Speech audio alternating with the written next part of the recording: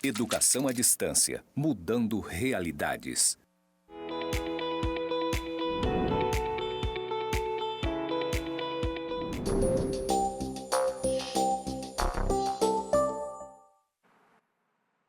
Olá pessoal, tudo bem? Eu sou o professor André Brum, de Direito 2. Vou fazer minha audiodescrição. Eu sou um homem de 1,78, tenho pele branca, cabelos claros, castanhos, uso eles curtos, uso barba, tenho olhos verdes, estou vestido hoje com uma camisa preta de mangas longas, calça social cinza, sapato e cinto pretos. Eu estou no estúdio de gravação do IFRO, Campus Porto Velho, Zona Norte. Ao fundo tem uma parede branca com pontos interconectados. À minha esquerda tem outra parede com os dizeres EAD mudando realidades. Esse é o meu sinal na comunidade surda. Vamos a mais uma aula? Hoje vamos estudar a duração do trabalho. Esse é um assunto fundamental para o direito do trabalho e que certamente vocês vão se deparar com ele constantemente na sua prática. Afinal de contas, estamos falando de limites temporais ao trabalho humano, o que é, ao mesmo tempo, uma medida de saúde e segurança do trabalho. Vamos entender o porquê? Primeiramente, a gente tem que compreender que, dentro da ideia de duração do trabalho, existem junto as ideias de jornada, horário e intervalos. Eu preciso compreender, então, que jornada é uma palavra que significa duração diária, do giorno, lá da Itália, né? Então, a gente precisa entender que, quando eu falo de jornada, eu estou falando de um limite diário. De modo que não é muito correto, pessoal, a gente falar em uma jornada semanal. É melhor a gente falar em duração semanal e jornada somente quando a gente estiver falando efetivamente do limite diário. Da mesma forma, a gente precisa estudar também os horários em que o trabalho vai ser prestado, porque, evidentemente, o trabalho noturno, por ser muito mais prejudicial, vai ter algumas características, alguns benefícios que devem ser garantidos ao trabalhador. E temos que falar ainda sobre intervalos, porque eles impactam de maneira muito significativa na ocorrência de acidentes de trabalho, por exemplo. Os fundamentos, então, para estudar a duração do trabalho são a integridade, a harmonia física, psíquica e psicológica, além daquela integridade social do trabalhador. Os objetivos de natureza psíquica e psicológica têm como intenção preservar a saúde mental e a capacidade de concentração do trabalhador. Evidentemente, depois de uma jornada muito grande, a gente começa a ter um foco reduzido, uma concentração muito menor no trabalho, e isso nos torna muito mais propícios ao desenvolvimento de doenças, inclusive mentais, mas principalmente a gente fica mais sujeito à ocorrência de acidentes de trabalho. De natureza física, a gente tem o objetivo de evitar a fadiga, especialmente a fadiga somática, né? Aquela que incide sobre o corpo físico, resultando em cansaço excessivo, bem como o aumento de risco de acidentes de trabalho e doenças ocupacionais. De natureza social, a gente tem que preservar o convívio familiar e social do trabalhador. De natureza econômica, a jornada de trabalho excessiva faz com que a empresa deixe de contratar outros empregados. Ou seja, quando a gente limita a duração do trabalho, a gente está permitindo que o campo de trabalho, os postos de trabalho, sejam ampliados. E isso é uma medida que visa, inclusive, atingir mais pessoas que precisam de trabalho, né? Ademais, empregado descansado rende mais, o que aumenta a produção. De natureza humana, a gente está, afinal de contas, falando de dignidade da pessoa humana. Bom, lá na Constituição Federal, já no artigo 1º, a gente tem que a República Federativa do Brasil, formada, né, como todos sabemos, pelos estados, municípios, Distrito Federal e a União, é um Estado democrático de direito e tem como fundamento a dignidade da pessoa humana. Também temos lá no artigo 5º, inciso 3º da Constituição, que ninguém vai ser submetido à tortura, nem tratamento desumano ou degradante. É claro, pessoal, que essas normas atinentes à dignidade da pessoa humana, à proibição da tortura e tratamento degradantes, impactam de maneira muito significativa o trabalho. O trabalho extenuante, ele tende a ferir a dignidade do trabalhador. Ainda que não cause um acidente de trabalho, todos nós sabemos que uma jornada extenuante, ela é propícia a nos colocar em situações de estresse elevado e, consequentemente, em situação indigna. Lá no artigo 7º da Constituição, que é o nosso rol de direitos constitucionais do trabalho, nós temos no inciso 13 que a duração do trabalho normal não será superior a 8 horas diária e 44 semanais. Isso significa que estamos diante de uma jornada chamada de padrão. Essa é a duração padrão do trabalho, né? Aqui é um ozinho que não saiu, tá, pessoal? Jornada padrão do trabalho. É a famosa duração, inclusive do comércio, né? Em que a gente trabalha quase sempre das 8 da manhã às 12 horas, faz uma pausa ali de 1 ou 2 horas e volta à tarde, normalmente das 2 às 6. No sábado trabalha só até o meio-dia. Então, essa é a duração máxima, em regra. Agora, é claro que eu posso facultar a compensação de horários e a redução da jornada mediante acordo ou convenção coletiva de trabalho. A reforma trabalhista de 2017 impactou de uma maneira muito importante a duração do trabalho. A partir dela, a gente tem a possibilidade, por exemplo, de, mediante negociação com o trabalhador, colocá-lo para trabalhar em uma semana, no sábado, o dia inteiro, e na semana seguinte folgar o sábado o dia inteiro. De modo que, numa primeira semana, ele trabalharia 48 horas e na semana seguinte apenas 40 horas. Essa é uma das possibilidades de compensação que eu posso, enquanto gestor, negociar diretamente com o meu funcionário. Ainda no artigo 7º, no inciso 14, nós temos que a jornada de 6 horas é a padrão para os turnos ininterruptos de revezamento.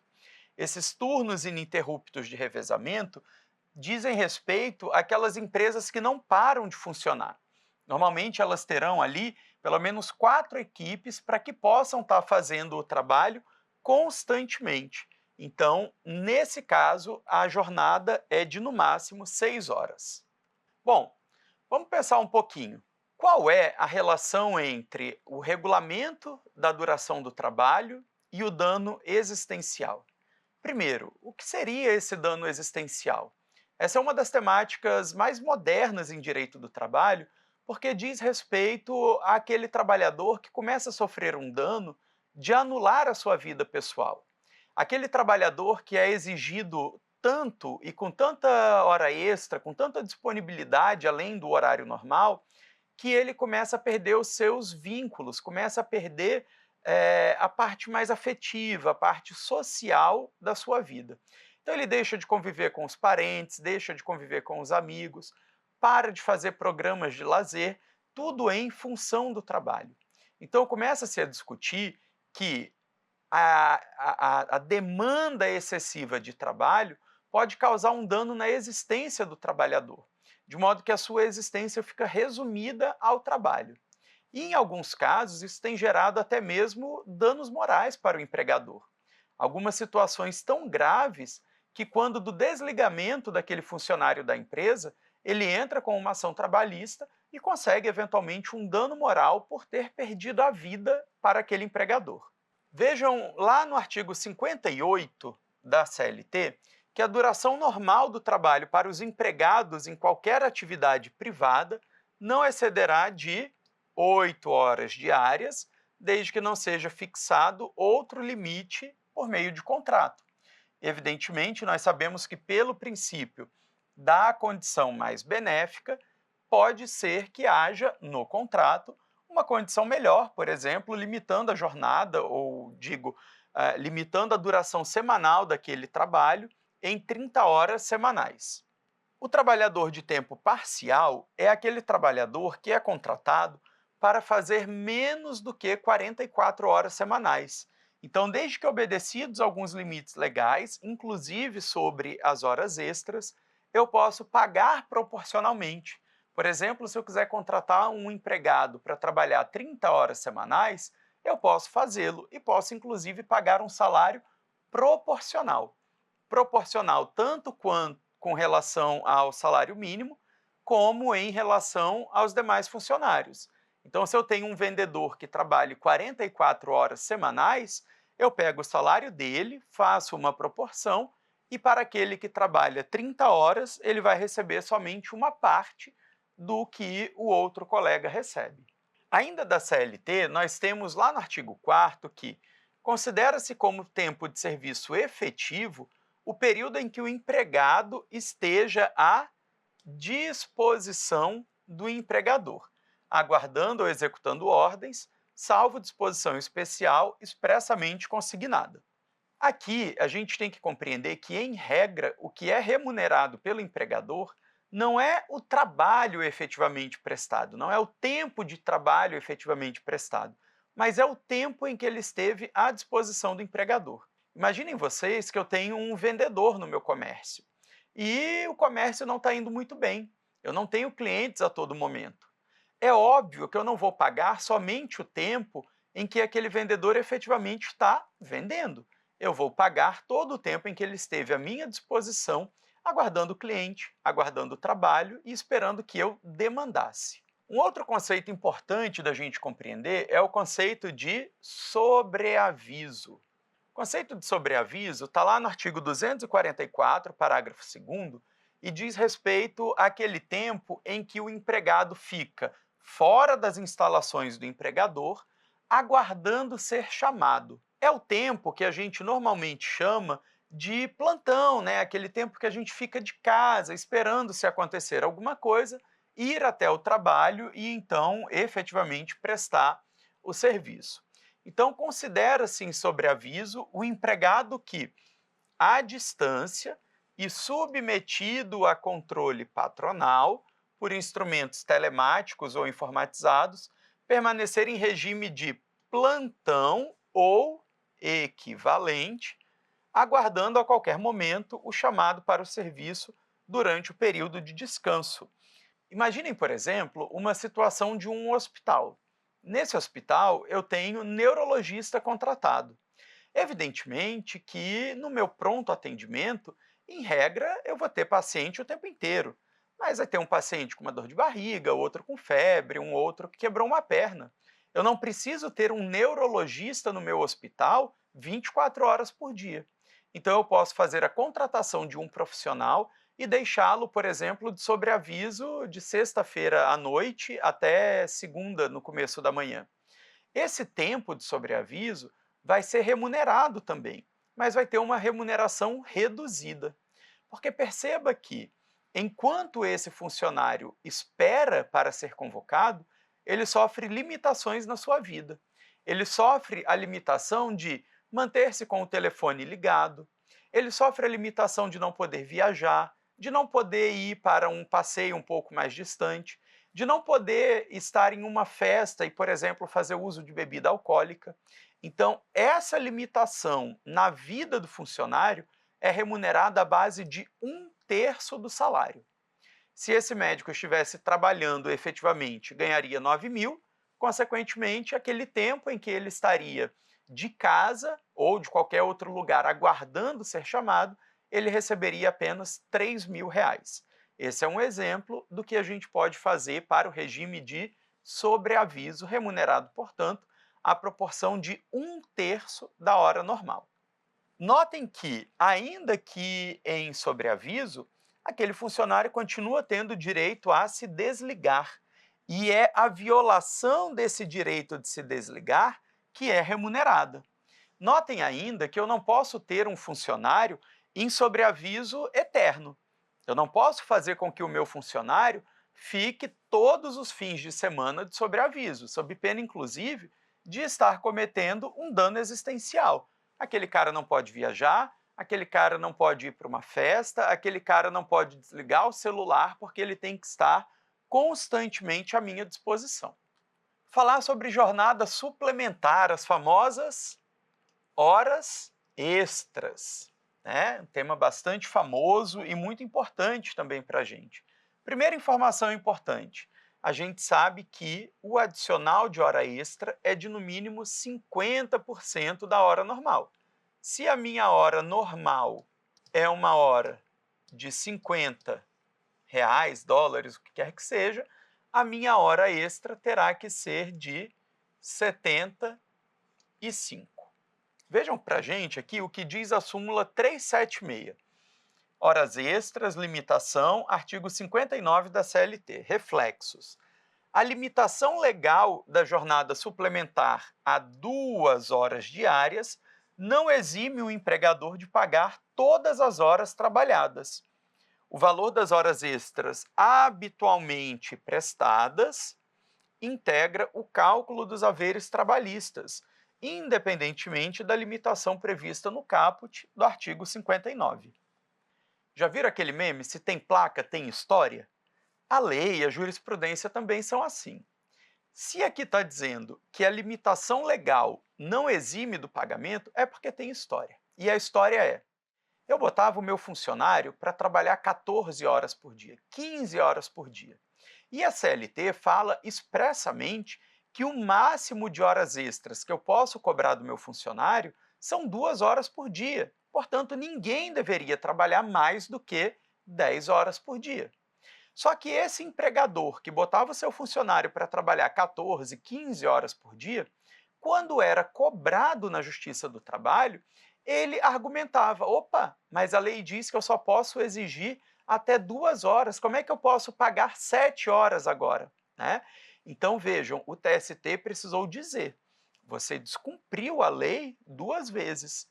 Você colocou para fazer hora extra além do máximo, que seriam 2 horas, e ainda assim não pagou nem as 2 horas. Você agora não pode vir colocar como argumento o fato de que a lei permite no máximo 2 horas. Vai ter que pagar as 7 horas extras que você fez o seu funcionário se submeter.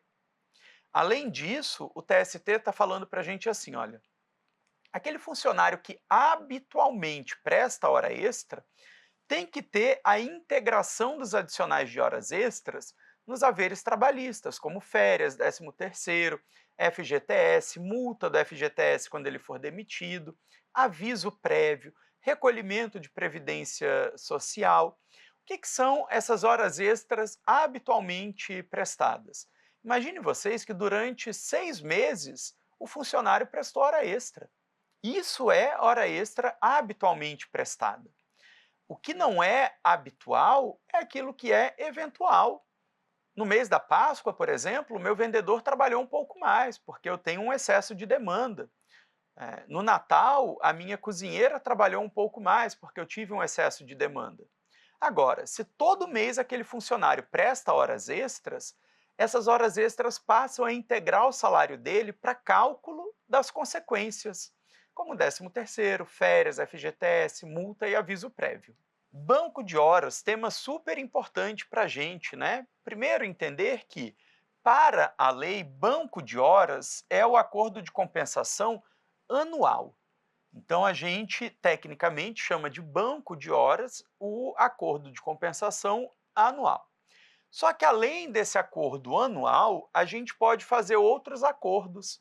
Eu posso, mediante acordo individual, ou seja, entre empregado e empregador, vamos sempre ver assim, tá, pessoal? E minúsculo é o empregado, tadinho, coitadinho, aquele que está sendo protegido na relação de trabalho. E o E maiúsculo é o empregador, aquele cara grandão que está dando as ordens, tá certo? Então, o acordo individual eu posso fazer entre empregado e empregador de forma tácita ou escrita para compensar no mesmo mês. Por isso que eu disse um pouco antes que eu posso fazer com o meu funcionário o acordo no sentido de que em uma semana ele trabalha sábado o dia inteiro e na outra semana ele folga sábado o dia inteiro. Na primeira semana trabalha 48 horas, na semana seguinte ele trabalha apenas 40. Por outro lado, se eu quiser fazer um acordo para compensação em até 6 meses, por exemplo, em janeiro vai trabalhar um pouquinho mais, mas só vai poder compensar em julho. A gente necessariamente vai fazer acordo individual escrito.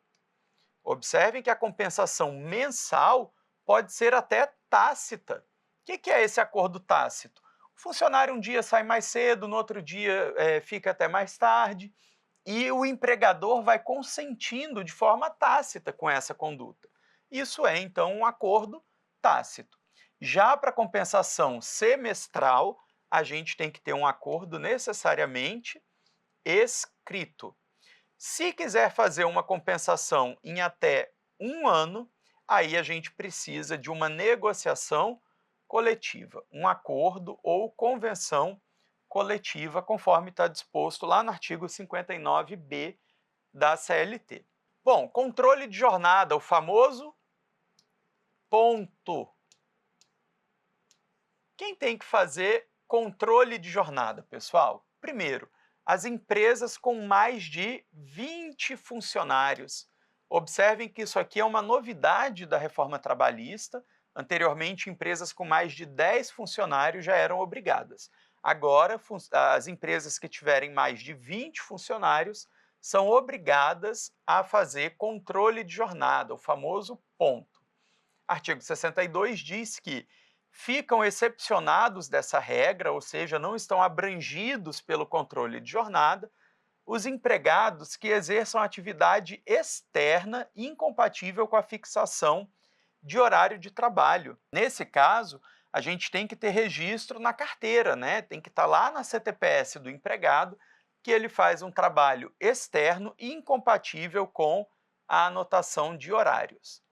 Além disso, os gerentes, né? Aqui a CLT usa gerente, mas qualquer cargo de chefia, né? Cargo de gestão, se equiparam também para poder ter essa excepcionalidade.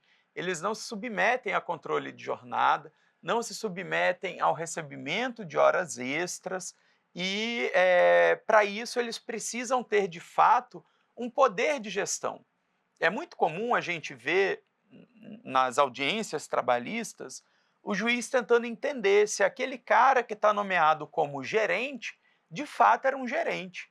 Então, uma das questões que normalmente o juiz do trabalho faz é: você tinha o poder de admitir e demitir funcionários?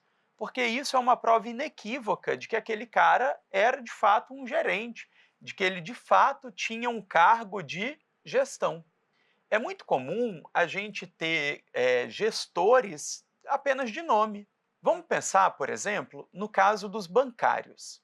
É muito comum que a gente veja em bancos os famosos gerentes de conta.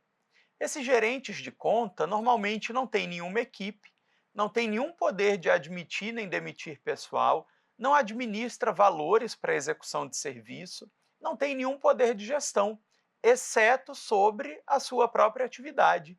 Ele gere as contas de um determinado número de clientes, mas ele não tem um poder administrativo no banco. Esse gerente de contas tende a não ser admitido nesse inciso segundo. Ele tende a não ser encarado como um gerente para fins de exclusão do controle de jornada. Além do gerente do trabalhador externo, a gente tem também os empregados em teletrabalho, mas não é qualquer teletrabalho, é somente aqueles que prestam serviço por produção ou tarefa. Hoje em dia, muitas pessoas estão em teletrabalho, mas submetidas a ponto como qualquer outro funcionário. A gente hoje tem sistemas de controle de jornada online. A gente tem como controlar a jornada do funcionário por meio de acesso ao sistema de produção, por meio de qualquer sistema empresarial, ou mesmo adotando um sisteminha em que ele entra e registra o ponto. Por outro lado, alguns funcionários são pagos e trabalham de fato por produção. Eles têm uma meta: olha, sua meta é produzir X blusas por dia. Não me interessa que horas você vai fazer isso, nem quanto tempo você vai levar para essa produção. O que me importa é que você produza. Nesse caso, não há sujeição a controle de jornada e, consequentemente, esse funcionário não recebe horas extras. Parágrafo único. O regime previsto neste capítulo será aplicável aos empregados mencionados no inciso segundo, que é o caso dos gerentes, quando o salário do cargo de confiança, compreendendo a gratificação de função, se houver, for inferior ao valor do respectivo salário efetivo, acrescido de 40%. Então, eu não aplico essa exceção se ele não receber menos de 40% de adicional. Eu vou pegar o salário normal de um bancário, por exemplo, vou acrescentar 40%, e aí, nesse caso, sim, eu posso estar diante de um gerente. Se não houver o pagamento de pelo menos 40% a mais, é um empregado submetido a controle de jornada.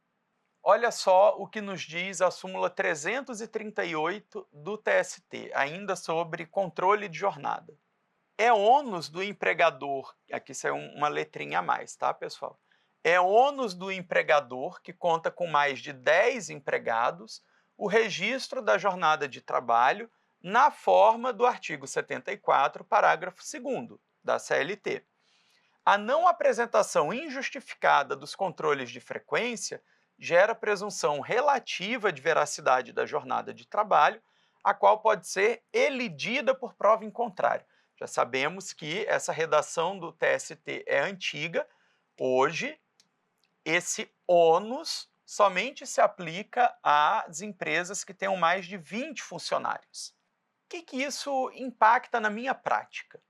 Na minha prática, se eu sou obrigado a controlar a jornada dos meus funcionários, eu sou obrigado a apresentar esses documentos.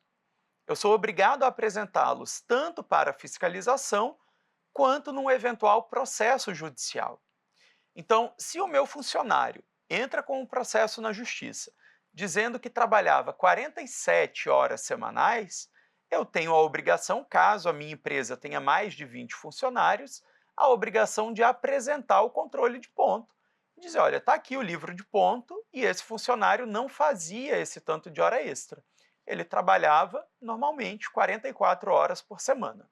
A presunção de veracidade da jornada de trabalho, ainda que prevista em instrumento normativo, pode ser elidida por prova em contrário. Percebam que a todo momento a súmula 338 fala para a gente sobre prova em contrário, porque nós temos, afinal de contas, o princípio da primazia da realidade sobre a forma. Olha que princípio importante, né? Impactando até mesmo no processo do trabalho. Vamos falar agora dos cartões de ponto britânicos. O que são esses cartões de ponto britânicos? Todo mundo já deve ter ouvido a expressão pontualidade britânica, né, pessoal?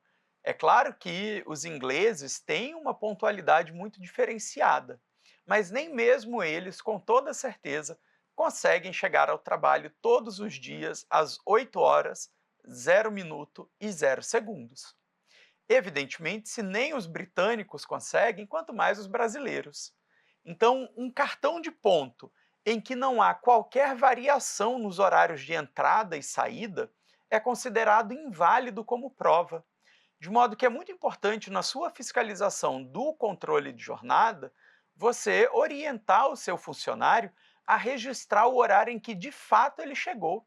Se ele chegou ao trabalho às 7h57, 7h58, que ele anote 7h58. O funcionário não deve anotar 8 horas em ponto todos os dias, 12 horas em ponto todos os dias, porque esse ponto, como eu disse, não vai ser admitido como prova. Vejam o que diz o item 3 da súmula 338.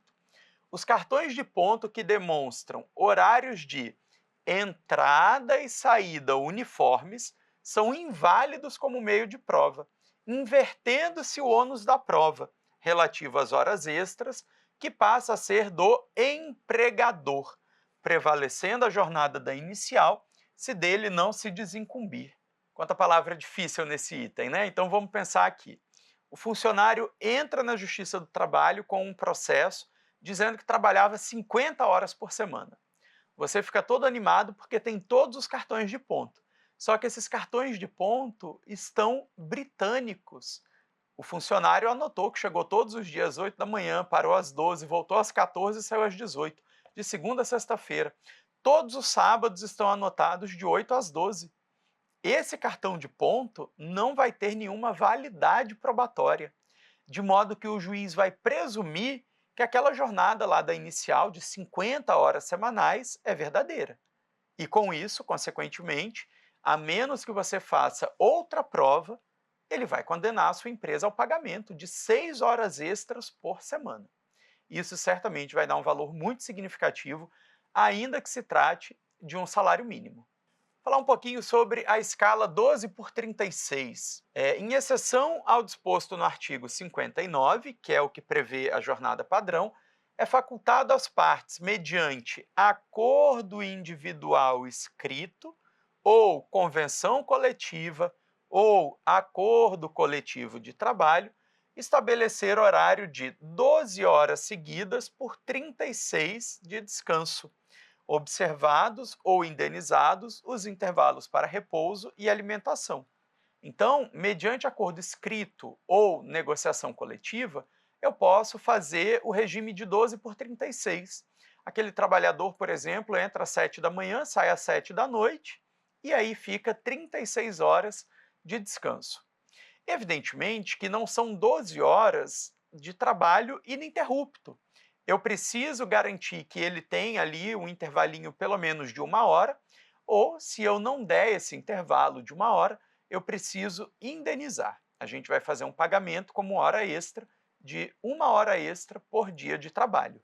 A remuneração mensal pactuada pelo horário previsto no caput, que é a escala 12 por 36, abrange os pagamentos devidos pelo descanso semanal remunerado e pelo descanso em feriados, e serão considerados compensados os feriados e as prorrogações de trabalho noturno, quando houver, de que tratam o artigo 70 e o parágrafo 5º do artigo 73. Ou seja, a gente não tem a obrigatoriedade de respeitar, por exemplo, o domingo como repouso semanal remunerado. Faz-se a escala 12 por 36 e no dia que cair o trabalho, aquele funcionário vai estar remunerado adequadamente. Bom, pensando um pouquinho nos intervalos, a gente tem algumas regrinhas para aprender. Quando a minha jornada for de até 4 horas, não há obrigatoriedade de intervalo. De 4 a 6 horas, eu preciso conceder no mínimo 15 minutos, e se a jornada for superior a 6 horas, eu preciso conceder um intervalo de no mínimo 1 hora e no máximo 2 horas. Vejam aí, então, o que está disposto no artigo 71, parágrafo 4º, né? Que é exatamente a concessão do intervalo. Se desrespeitado, a gente vai ter a necessidade de pagar como uma indenização apenas o período suprimido, com acréscimo de 50%, que se refere à hora extra. Então, aquele meu funcionário, por exemplo, que trabalha 8 horas por dia, caso eu não garanta para ele 1 hora de intervalo, eu vou fazer um pagamento como hora extra. Se eu dei para ele somente 30 minutos, os outros 30 minutos vão ser pagos como hora extra. O intervalo, aqueles intervalos de 15 minutos ou 1 hora, a gente pode reduzir, né? Desde que a gente faça isso por meio de convenção ou acordo coletivo de trabalho. E, ante a natureza do serviço e em virtude das condições especiais, a que são submetidos estritamente os motoristas, cobradores, fiscalização de campo e afins, nos serviços de operação de veículos, rodoviários, empregados no setor de transporte coletivo e passageiros, mantida a remuneração e concedidos intervalos para descanso menores no final de cada viagem. Então, para o pessoal do transporte coletivo, eu posso fazer essa redução garantindo um fracionamento. Ao final de cada balão daquele transporte coletivo, a gente conceder intervalinhos de 5, 10, 15, 20 minutos até garantir o intervalo diário. Ainda sobre intervalos, a gente tem o intervalo interjornadas. O que é esse intervalo interjornadas? é aquele intervalo que compreende entre um dia e outro de trabalho. Esse intervalo tem que ser de, no mínimo, 11 horas. Outro intervalo também muito importante é o repouso semanal remunerado, que é de 24 horas, segundo a Constituição, preferencialmente aos domingos, e a CLT fala para a gente que tem que coincidir com o domingo, salvo motivo de conveniência pública ou imperiosa necessidade. Aqui a gente tem algumas observações importantes. A primeira delas é que esses intervalos se somam. Então, quando eu digo que o interjornada é de 11 horas e o repouso semanal remunerado é de 24 horas, eu estou dizendo que entre o final de uma semana e o começo da próxima semana, o meu funcionário precisa ter, no mínimo, 35 horas de intervalo.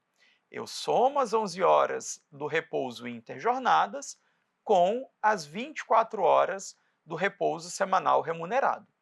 Além disso, a gente tem que considerar que não há uma obrigatoriedade de o repouso ser no domingo, mas existe uma preferência.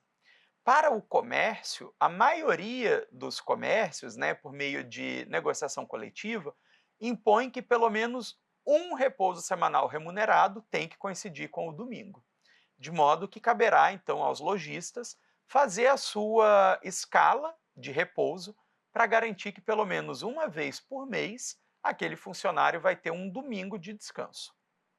Além disso, finalizando esse slide, a gente tem a vedação de trabalhos em dias santos e feriados. Então, os feriados não são trabalhados e, se forem trabalhados, normalmente com autorização por meio de negociação coletiva, eles devem ser remunerados como se fosse um domingo. A gente fica por aqui e até a próxima aula.